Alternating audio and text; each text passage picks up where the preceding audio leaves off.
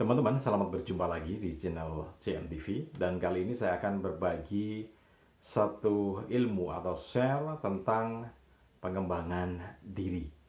Jadi ini berkaitan dengan judul dalam video ini, yaitu bagaimana kita mengembangkan diri, dan dalam setiap lowongan pekerjaan itu seringkali diminta kemampuan atau skill, hard skill-nya di bidang apa, kemudian kemampuan communication. Artinya kemampuan komunikasi internal, juga komunikasi eksternal. Nah, sering diminta itu. Kenapa gitu ya? Maka dalam video ini akan kita jawab semuanya itu. Sesuai dengan pengalaman saya ketika saya menghandle sebuah perusahaan packaging kertas karton. Oke, saya akan bercerita dan jangan skip ya, supaya Anda bisa menangkap informasinya lebih komprehensif, lebih menyeluruh gitu ya. Jadi begini, ketika saya masuk di perusahaan packaging itu, di situ belum ada standar operasional prosedur, kemudian tidak ada peraturan perusahaan, ya pokoknya hal semacam itu tidak ada. Sehingga dalam waktu singkat saya sudah bisa menyimpulkan bahwa ini ada dua pekerjaan besar yang harus segera saya lakukan, yaitu yang pertama membuat sistemnya, kemudian yang berikutnya mengembangkan sumber daya manusianya. Nah, oke nya. Kalau untuk yang sistemnya kita akan bicarakan lain waktu ya. Tapi yang kali ini kita akan berbicara tentang pengembangan sumber daya manusianya berkaitan dengan iklan lowongan pekerjaan yang meminta hard skill, kemudian juga kemampuan komunikasi. Jadi begini, ketika semua sistem sudah saya buat, sekarang adalah mengembangkan sumber daya manusianya. Nah, hampir semua ini saya kembangkan, baik itu di produksi, kemudian di operator, kemudian juga di manajerial. Nah, satu hal yang menarik yaitu di sisi desain. Karena untuk packaging kertas karton itu kan butuh desain gitu ya. Nah, di sini titik krusialnya, apa kaitannya dengan pengembangan SDM di sisi desain dengan iklan lowongan pekerjaan yang meminta hard skill dan communication. Jadi, skillnya adalah mendesain packaging itu ya. Karena itu ketika orderan itu datang ke marketing, kemudian marketing menjelaskan ke teman-teman yang ada di desain. Kemudian teman-teman di desain ini akan menerima itu dan menjabarkannya dalam bentuk desain. Nah, disinilah pengembangan sumber daya manusia berkaitan dengan skillnya sebagai seorang desainer dituntut untuk belajar dan dikembangkan, kan gitu. Misalkan satu orang customer meminta contoh desain, maka tentu saja kita akan memberikan contoh desain yang lebih bagus dan lebih banyak pilihan, sehingga seorang desainer diminta untuk merancang atau mendesain packaging dalam contoh itu adalah bisa lebih dari satu, yang pasti lebih dari satu, tetapi semakin banyak akan semakin bagus. Sehingga ada yang meminta contoh 3 atau meminta contoh lebih dari 3 gitu. Nanti kan yang dipakai satu, tetapi beberapa contoh itu harus dikerjakan oleh seorang desainer. Nah, disitulah belajarnya, di situ titik krusialnya, di situ pengembangan diri itu akan terjadi ketika dia membuat desain, karena bidangnya dia adalah bidang desain, desain produk, desain packaging gitu ya. Nah, ketika dia diminta untuk mendesain lebih dari satu, itulah kesempatan belajar. Ini saya sebut titik krusial karena ketika seseorang itu tidak ada kesadaran untuk mengembangkan diri, tidak ada kesadaran untuk belajar, maka dia akan kapok di sini kemudian minta pindah atau keluar, kan gitu. Padahal ini adalah yang benar, pengembangan dirinya untuk peningkatan jenjang karirnya dan juga untuk dia sendiri. Karena kalau dia semakin banyak ilmunya mendesain, maka dia akan semakin berkualitas, dan itu tentu nilai diri gitu ya.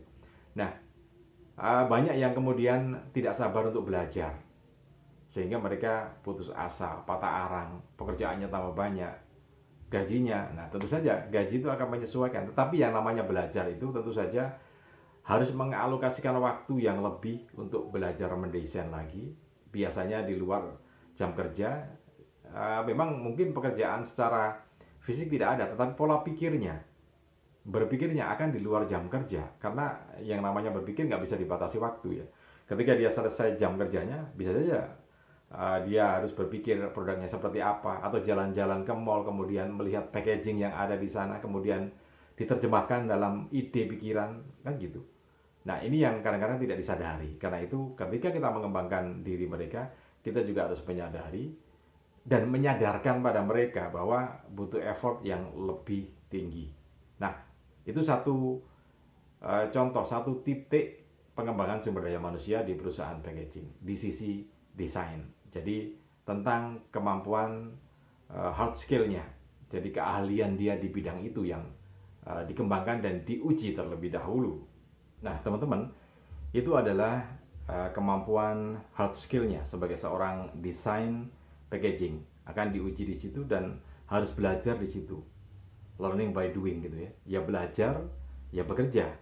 Sehingga memang butuh effort yang cukup tinggi. Tetapi tidak sampai di situ saja, karena ternyata sebagai seorang desain, ketika dia sudah mendapatkan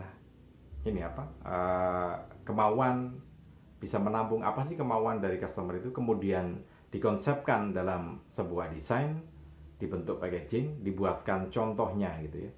Jadi setelah contoh itu dibuat sampai 3 atau 4 atau bahkan 5, kemudian dia akan mempresentasikan kepada teman-teman marketingnya, kepada yang order tadi ya, marketing kan, kalau internal kan marketingnya.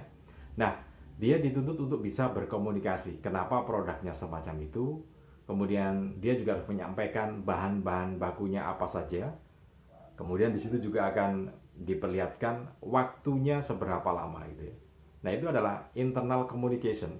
Dia harus bisa menyampaikan keunggulan dari desainnya itu apa gitu kan, disampaikan di situ. Nah, kalau kemudian teman-teman di marketing itu ingin mengajak langsung dari seorang desain atau tim desain ini keluar bertemu dengan customernya, tentu saja dia harus mau. Dan kuncinya kalau seperti ini adalah satu, external communication. Bagaimana dia bisa mengkomunikasikan kepada customernya, calon customernya itu tentang keunggulan produk atau packagingnya itu, sehingga customer bisa tertarik untuk menggunakan packaging itu. Nah, itu di sisi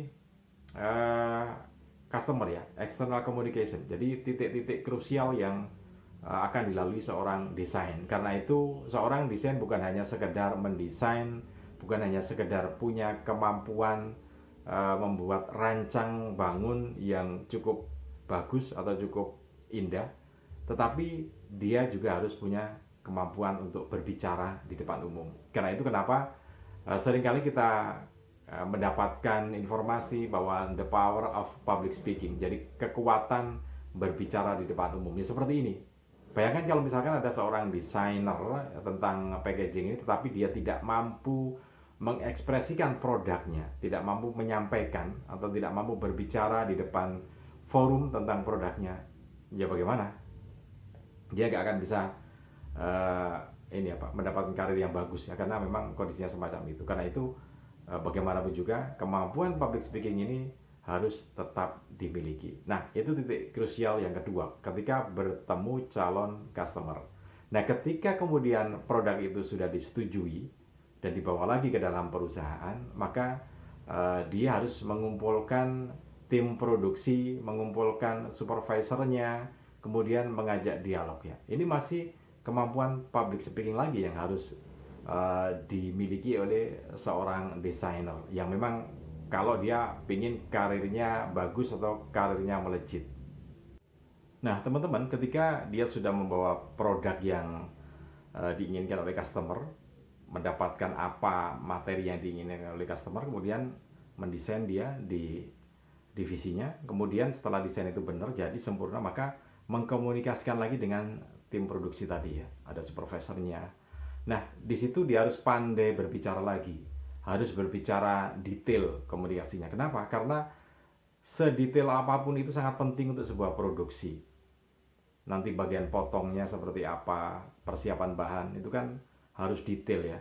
Apakah ada sudut yang memang harus dihati-hati, karena sudut itu akan mempengaruhi posisi semua garis yang ada. Nah, sedetail itu bagaimana dia ngomong dengan bagian potong, bagaimana dia berbicara dengan teman-temannya di divisi produksi, proses produksi pengeleman, kemudian bagaimana dia berbicara dengan teman-teman yang mempersiapkan bahan lemnya atau bahan pembantu lainnya.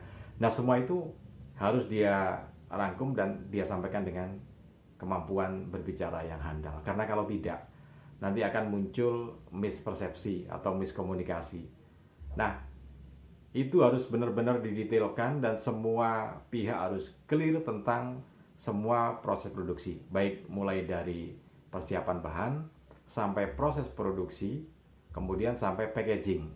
Artinya begini, kalau dia memproduksi small box atau box kecil, maka ketika dia mengirimkan ini ke customer, dia harus mempackaging dengan box yang besar, karton itu ya.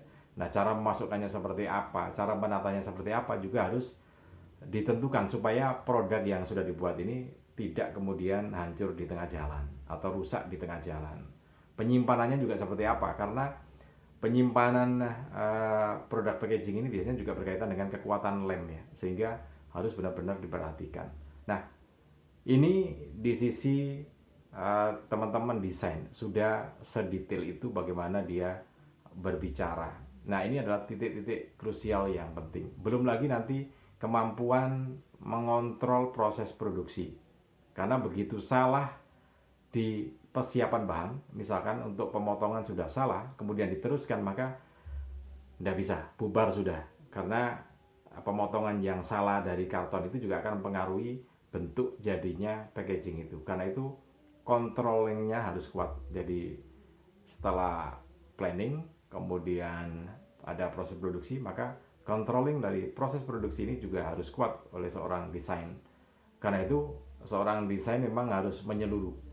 Jadi kemampuannya selain mendesain, mengontrol sebagai fungsi manajerial juga harus benar-benar dilakukan. Nah, itu beberapa titik krusial yang kadangkala ketika belajar mereka tidak mau gitu ya. Padahal ketika mereka memasuki lowongan kerja, syarat utamanya adalah hard skill-nya harus benar-benar mumpuni, kemudian eksternal dan internal komunikasinya juga harus benar-benar bisa diandalkan untuk mengerjakan semuanya. Nah, ini satu proses pengembangan diri. Jadi yang paling penting ketika kita menjadi bagian dari sebuah struktur organisasi di perusahaan, yang pertama adalah hard skill yang harus terus dilakukan, kemampuannya harus ditingkatkan, kemudian kemampuan komunikasi yang juga harus bisa diandalkan supaya terlihat bahwa kemampuan Anda itu memang benar-benar sangat bisa diandalkan dan dibutuhkan oleh perusahaan. Oke, mudah-mudahan ini bisa bermanfaat untuk Anda. Salam dan sukses selalu untuk Anda.